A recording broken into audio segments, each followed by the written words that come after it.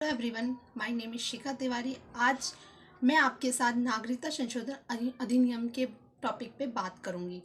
जैसा कि आप जानते ही हैं कि नागरिकता संशोधन अधिनियम था क्या, पर फिर भी मैं आपको बताना चाहूँगी। पहले मैं बता देती हूँ मैं आपको क्या क्या बताऊँगी। CAA होता क्या है, CAA राष्ट्रपति, लोकसभा राज्यसभा में कैसे पारित हुआ और किसने इसे पेश किया, और CAA होता क्या है। चलिए, शुरुआत करने से पहले मैं आपको बता दूं, तो उसको शुरू करने से पहले जैसा कि आप जानते हैं कि 2019 में नागरिकता संशोधन अधिनियम आया और भारत में इस संशोधन को लेकर बहुत लोग सहमत हुए और बहुत लोगों ने अपनी असहमति जताई। जैसे आप जानते हैं कि हर चीज़ के दो पहलू होते हैं, एक पॉजिटिव एक नेगेटिव, सकारात्मक और नकारात्मक। कुछ लोग पॉजिटिव थे, कुछ लोग नेगेटिव थे, कुछ लोगों ने इस पर असहमति क्यों जताई ये भी मैं आपको बताऊंगी। पहले हम ये जानते हैं कि ये अधिनियम था क्या, जिससे आप परिचित तो होंगे, पर मैं बताना चाहती हूँ। नागरिकता संशोधन अधिनियम को जानते हैं तो आज मैं आपको बताने वाली हूँ कि नागरिकता संशोधन अधिनियम है क्या। सिटीजनशिप अमेंडमेंट एक्ट, जो 2019 और बाद में सन 1955 को संशोधित करके यह व्यवस्था को 1 दिसंबर सन 2001 के पाकिस्तान और बांग्लादेश और अफगानिस्तान से भारत आए हिंदू, बौद्ध, सिख, फारसी और ईसाई को भारत का नागरिक प्रदान की जाएगी। मतलब इसमें ये कहा गया कि जो अफगानिस्तान, पाकिस्तान और बांग्लादेश से जो ये 6 जो ये हैं धर्म, हिंदू, सिख, ईसाई, फारसी, बौद्ध, ये जो हैं इन्हें भारत में नागरिकता दी जाएगी, ये बात की गई। उस विधेयक में भारतीय नागरिक प्रदान करने के लिए आवश्यक 11 वर्ष तक भारत में रहने की शर्त में भी ढील देते हुए इस अवधि को केवल 4 वर्ष तक बदल दिया गया। ये भी कहा गया कि जो आपको पता ही होगा कि हाँ, भारत की नागरिकता तब दी जाती है जब वो 11 वर्ष तक भारत में रहते हैं, पर इसमें भी ढील दी गई। इसमें भी ये कहा गया कि 4 वर्ष तक अगर वो भारत में रहते हैं तो उन्हें भी भारत की नागरिकता दी जाएगी।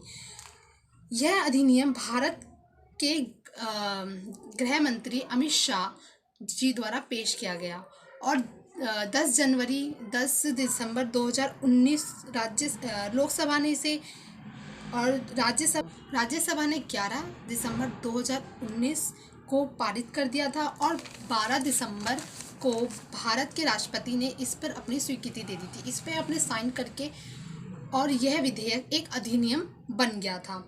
10 जनवरी 2020 से यह अधिनियम प्रभावी हो गया।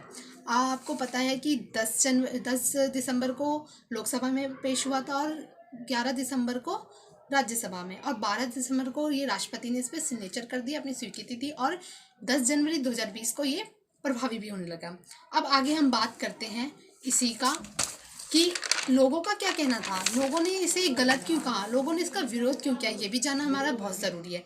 लोगों का ये कहना था कि लोगों ने ये तर्क रखा कि जो धर्मनिरपेक्षता का जो ढांचा है, एक प्रकार से जो हमारे लोकतांत्रिक वैल्यू हैं, हमारा राष्ट्रीय पंथ निरपेक्ष है। आपको पता ही है हमारा राष्ट्र एक धर्म निरपेक्ष है, किसी भी धर्म को ना मानने वाला, किसी भी धर्म में वो भेदभाव नहीं करता, सब धर्म को समान है।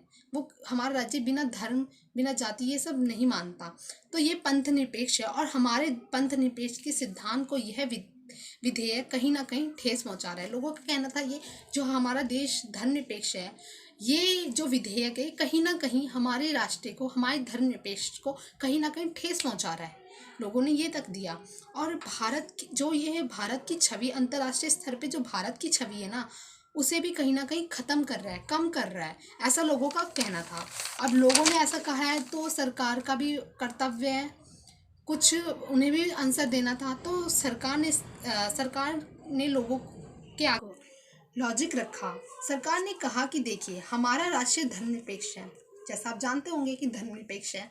हम प्रथम धर्म को बात कर रहे हैं, प्रथम हम पहले धर्म की बात कर रहे हैं। हम सभी धर्म को मान रहे हैं, आप जानते हैं हम सभी धर्म को मान रहे हैं। ऐसा तो बिल्कुल नहीं है कर रहे कि कोई मुस्लिम आना चाहे तो हमारे देश में पाकिस्तान से आए या श्रीलंका से आए या चाहे कहीं से भी आए, तो हम उसे भारत की नागरिकता देने के लिए मना तो नहीं कर रहे। ऐसा तो हमने बिल्कुल नहीं कर रहे, ऐसा तो बिल्कुल भी नहीं है। भारत की नागरिकता जो देने का प्रावधान 1955 में मेंशन किया गया है, वो वैसा का वैसा ही है, उसमें कोई बदलाव नहीं किया गया है। जो मुस्लिम भाई भारत में आना चाहे तथा इसके लिए वो वही जो 1955 अधिनियम मेंशन किया गया वही है। उसमें मैं बता देती हूँ, उसमें 1955 में क्या मेंशन किया है वो भी आपको मैं बता देती हूँ। उसमें ये मेंशन किया गया है कि जो व्यक्ति 11 वर्ष या अप्लाई करने से 1 वर्ष पहले भारत में रहता है उसे भारत की नागरिकता दी जाएगी। यह तो बस जो ऐसे लोगों जो धार्मिक उत्पीड़न का शिकार है उस पर विचार करने की धार्मिक धार्मिक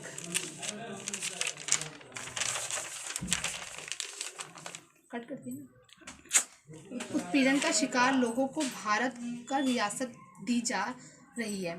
यह सरकार का शिकार लोगों को भारत में रियासत दी जा रही है, यह सरकार का तर्क है और वास्तव में पूर्ण रूप से सही भी है। इसमें कहा गया ये था कि जो धार्मिक उत्पीड़न का शिकार बने उन लोगों को भारत में रियासत दी जाएगी, ना कि उन लोगों को किसी समुदाय पे टारगेट नहीं किया गया था।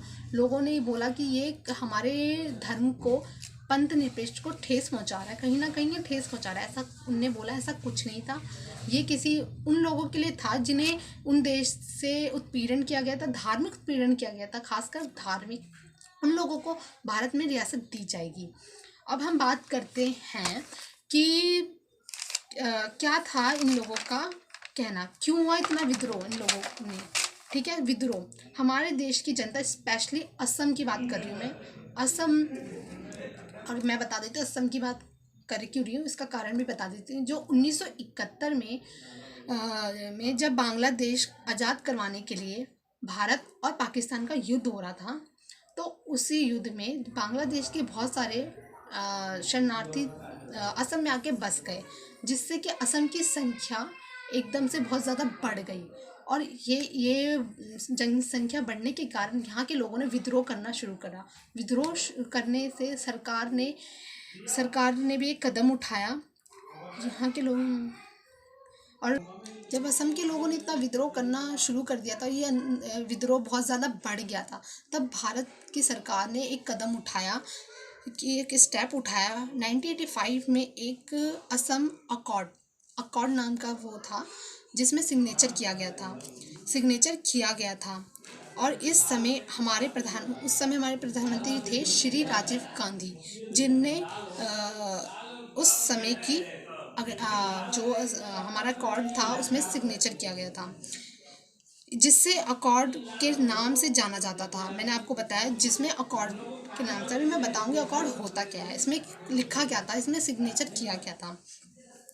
तो इसमें साफ साफ मेंशन किया गया था, अकॉर्ड में मेंशन किया गया था कि जो व्यक्ति अवैध प्रवासी 25 मार्च 1971 के बाद असम में आए हैं, उन्हें असम से निकाला जाएगा। इसमें साफ साफ यही लिख दिया गया था कि जो लोग 25 मार्च 1971 के बाद आए हैं असम में, उन्हें निकाल दिया जाएगा, क्योंकि वो बांग्लादेशी थे। और अगर असम में आके उनकी जनसंख्या इतनी बढ़ रही है तो ये कदम उठाना एक उचित था, कोई गुनाह नहीं था। दूसरी बात, असमिया संस्कृति और साहित्य। असम की भाषा एक संस्कृति है जो असम की है, और ये उनका साहित्य और भाषा के लिए सरकार इसका संरक्षण करेगी। सरकार ने उन्हें आश्वासन दिया कि असम को टेंशन लेने की ज़रूरत नहीं है, उनके साहित्य, उनकी संस्कृति और उनके असमिया भाषा का वो हमेशा संरक्षण करेगी और हमेशा प्रयास करेगी। अब लोगों ने कहा हमारे साथ अकॉर्ड का उल्लंघन किया जा रहा है। जब ये उन्हें साइन किया गया था, तो अब जब वो लोग इतने लोग आ गए तो उन्होंने ये कहा कि हमारे अकॉर्ड का ये उल्लंघन किया जा रहा है। तो मैम, मैं आपको ये बताना चाहती हूँ, बात यह है कि NRC national register of citizen के मध्य से असम के लगभग 19 लाख अवैध प्रवासी पाए गए। असम में 19 लाख लोग बांग्लादेशी पाए गए, अवैध प्रवासी शरणार्थी पाए गए। अब इन 19 लाख लोगों का निकालने के लिए सरकार ने अब प्रावधान करना था तो असम के लोग कहना है कि इसमें से जो अधिकतम लोग हैं वो हिंदू हैं। इन लोगों का कहना था कि जो ये 19 लाख लोग हैं उसमें से आधे लोग हिंदू हैं। तो इन हिंदुओं को बचाने के लिए क्या किया जाएगा, सरकार से ये पूछा गया, ये क्या क्या किया जाए। फिर सरकार जो सिटीजनशिप अमेंडमेंट बिल था जो 2019 में आई, अभी जो 19 में आई, इसमें उन लोगों को संरक्षण मिला। उसमें जब ये बात की गई, उसमें हिंदू बहुत सारे थे, तो 2019 में जब ये बिल आया तो इसमें ये किया गया था हिंदू को संरक्षण मिलेगा। अब असम के लोगों का कहना है कि अब इन्हें कहाँ बसाओगे, अब जो ये लोग हैं उन्हें कहाँ बसाया जाएगा, ये भी बहुत बड़ी समस्या है। क्या उन्हें फिर से उनके देश भेज दिया जाएगा, या उनके जेल में डाल दिया जाएगा, या उन्हें भारतीय नागरिकता दी जाएगी। 3 सवाल पैदा होते हैं। लोगों ने फिर मैं इस बिल के लिए असम के लोगों का ये मुद्दा रहा कि इन लोगों का दबाव हम कैसे सहन। नॉर्थ ईस्ट का कहना ये भी था कि जो राज्यों को यह भी कहना था, जैसा कि आप जानते हैं कि नॉर्थ ईस्ट की संस्कृति अपने में अल्प नायाब है। कितनी खूबसूरत उनकी संस्कृति आप अच्छी तरह से जानते ही होंगे। तो वहाँ पर जनसंख्या का घनत्व जो है वो कम है। वहाँ का जो नॉर्थ ईस्ट की जो जनसंख्या वो कम है। यहाँ की जो संस्कृति टोटल देश की संस्कृति से अलग है। यहाँ की संस्कृति टोटल देश की संस्कृति से बिल्कुल भिन्न है, बिल्कुल अलग है। इसकी यह संरक्षित करना चाहते थे। इसे बिल्कुल जो अलग चीज़ होती है हम उसे भी संरक्षित करेंगे। जो हमारे पास अलग सी कुछ चीज़ होगी हम उसे अच्छे से बचा के रखते हैं कि हाँ ये कहीं ख़राब ना हो जाए। उसी तरह वो अपनी संस्कृति को बचाना चाहते थे, उन लोगों के आने से उसे ख़राब नहीं करना चाहते थे। तो वो यह भी जानते थे कि उनके ऊपर 1971 में जो बांग्लादेशी आए थे उनका जो बर्डन पड़ा था वो बहुत ज़्यादा अभी तक उन्हें झेला नहीं जा पा रहा। जो इतनी सारी जनसंख्या आ पड़ी थी उस वक्त, इतना ज़्यादा प्रॉब्लम जो पैदा हुई थी वो अभी तक झेल रहे हैं वो लोग। अब तो बिल्कुल नहीं जानते कि ऐसा हो कल को कि बांग्लादेश से आने वाले लोग को सरकार फिर से असम में बसा दे। वो ये भी सोच रहे थे कि कहीं फिर से वो बांग्लादेशी को असम में ना बसा ना दे वो लोग। तो ये विद्रोह के चलते यहाँ पर इतना उग्र आंदोलन किया जा रहा था कि मैं बता नहीं सकती। अब हम असम की तो बात कर चुके हैं कि असम में कैसे विद्रोह हो रहे थे। अब हम बात करते हैं जो दिल्ली में जामिया में हो रहा था, वहाँ पे इतनी भड़क क्यों हुई थी, इतना ज़्यादा प्रदर्शन वहाँ क्यों दिखाया जा रहा था। तो चलिए हम जामिया की बात करते हैं। जामिया का जो आंदोलन है, इनका यह कहना था कि सरकार ने सिर्फ इन तीन देशों को ही क्यों चुना, अफगानिस्तान, पाकिस्तान, बांग्लादेश, बाकी देशों को क्यों नहीं चुना। बाकी देश में क्या अल्पसंख्यक नहीं है, क्या उनके साथ धार्मिक उत्पीड़न नहीं हो रहा। इनका कहना भी सही था कि हमें 3 देश को क्यों चुने, क्यों ये मुस्लिम कंट्री है इसलिए। इनका कहना ये था। तो लोगों ने शामिल क्यों नहीं किया गया, ये सवाल इनके आ रहे थे जामिया से। तो इनका कहना भी यही था कि इन देशों के अलावा भी ऐसे देश हैं जहाँ पे धार्मिक आधार पे अत्याचार किए जा रहे हैं। उन देशों के लोगों को क्यों नहीं लिया जाता है, क्यों नहीं लिया गया उन्हें, हम इन 3 देशों को क्यों लिया गया। तो इसके बारे में लोगों तथ्य पे दिए जा रहे थे। जैसे कि उन्हें भी उदाहरण दिए कि जैसे कि तमिल, श्रीलंकाई, उनके साथ भी तो हो रहा था गलत धार्मिक वो हो रहा था ना अत्याचार, उनको नहीं क्यों मिलाया गया। अहमदा और सिया मुस्लिम जो पाकिस्तान में रहते हैं उन्हें क्यों नहीं मिलाया गया। मदेशियों के साथ नेपाल में अत्याचार हो रहा था। रोहिंगा मुस्लिम म्यांमार में हो रहा था। तिब्बत में जो बुद्धिस्ट रहते थे उन्हें क्यों नहीं शामिल किया गया था। इनने इतने उदाहरण दिए कि इन्हें क्यों नहीं शामिल किया गया था। अब सरकार का भी तर्क पर सरकार का भी आंसर मिला। सरकार ने भी इन बातों का आंसर दिया कि इसके उत्तर में सरकार ने कहा कि यह जो देश हैं पाकिस्तान, अफगानिस्तान और बांग्लादेश, इन देशों में और बाकी जो कम्युनिस्ट हैं, सिख, ईसाई, बौद्ध, जैन, फारसी, जो ये हैं उनके साथ ज़्यादा अत्याचार किए गए हैं। तो सरकार ने कहा, इसका सरकार ने डाटा भी दिया कि इनके साथ ज़्यादा किए गए हैं। तो जैसे कि और वर्तमान में अगर हम देखें तो जैसे कि पाकिस्तान में 1951 में पाकिस्तान में हिंदुओं की संख्या 12.9% थी, जो वर्तमान में अगर हम देखें तो पाकिस्तान में अब हिंदुओं की संख्या 1.60% रह गई है। तो बताओ कहाँ गए हिंदू हिंदू कहाँ गए, बता सकते हैं आप? मैं ही बताती हूँ। तो सरकार ने यह कहा कि आप बताइए कि हिंदू कहाँ गए। मैंने जैसे आपको पूछा, यह प्रोसिक्यूशन घेर रहा है या नहीं, ये सरकार ने पूछा कि ये प्रोसिक्यूशन घेर रहा है या नहीं, आप हिंदू के बारे में बताइए कि ये कहाँ गए। सरकार ने पूछा। अब बांग्लादेश की बात करते हैं। बांग्लादेश में अगर हम देखें तो 1951 में लगभग 22% बांग्लादेश के जनसंख्या में हिंदू थे। बांग्लादेश में पहले 22% हिंदू रहते थे।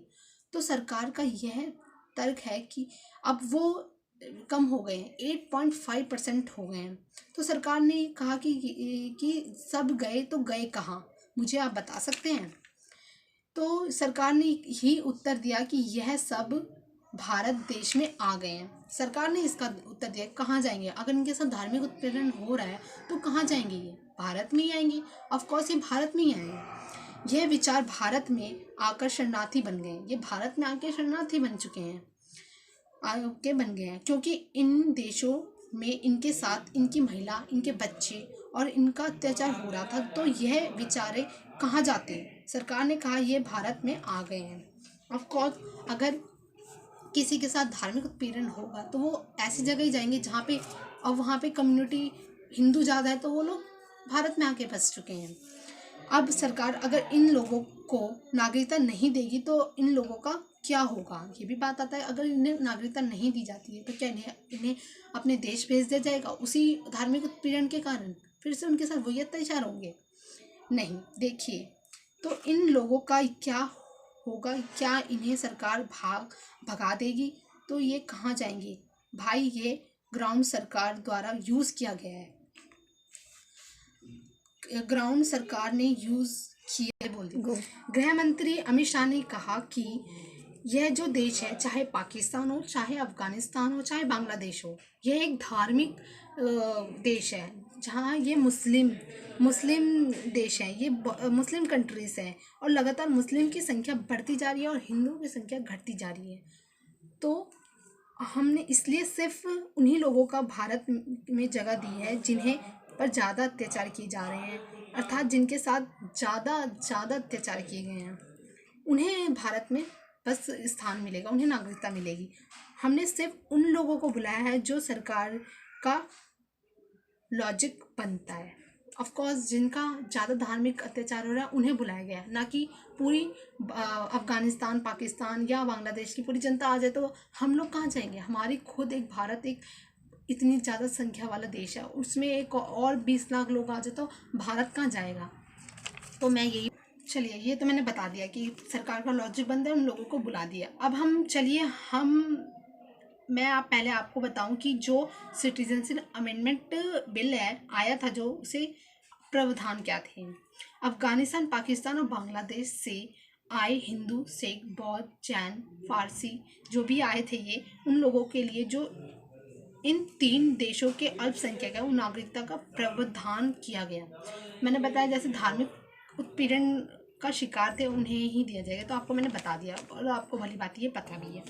मैं बताती हूँ, 11 साल की बजाय 5 साल गुजारने पर भारत की नागरिकता दी जाएगी, ऐसा सरकार ने उनके सामने रखा। इसी में एक बात और लिखी गई कि इन धर्मों के लोग इन 3 देशों या 31 दिसंबर 2014 से पहले यहाँ आए थे उन्हें भी नागरिकता दी जाएगी। जो 31 दिसंबर 2014 से पहले आए हों उन्हें भी नागरिकता दी जाएगी, ये भी प्रावधान किया गया था। प्रावधान क्या, उन्हें नागरिकता दी अगर 1955 अधिनियम को पहले देखें तो जैसे कोई व्यक्ति भारत की नागरिकता ग्रहण करना चाहता है तो उसे 5 तरीके हैं, या तो वो भारत का नागरिक होना चाहिए, या फिर उनका वंशज यहाँ रहना चाहिए, या फिर उन्हें रजिस्ट्रेशन के माध्यम से करवा सकते हैं, और भी आदि 2 चीज़ हैं जो करवा सकते हैं। और इसमें साफ साफ मेंशन या भारत की नागरिकता ग्रहण करने के लिए 11 साल, और अगर नागरिकता के लिए अप्लाई किया है तो उसे 3 साल के लगातार आप भारत में रह सकते हैं। एक लगभग देखा जाए तो यह 12 साल है, क्योंकि 11 साल उसे रहना है और ये अप्लाई करने से 1 साल पहले, तो ये हुआ टोटल करे जाए तो 12 साल इंडिया में रहना चाहिए। अवैध प्रवासी अर्थात जो बिना पासपोर्ट और वीजा के 31 दिसंबर 2014 से पहले रह रहे हैं, उन्हें नागरिकता नहीं दी जाएगी। साफ साफ यही है कि जो CAA है वो उन लोगों के लिए है जो बांग्लादेशी से 1971 में जो भाग कर आए थे, उन्हें भारत से निकालना था। धन्यवाद। उम्मीद करती हूँ आपको समझ तो आया ही होगा, अगर नहीं आया तो आप पूछ सकते हैं। धन्यवाद।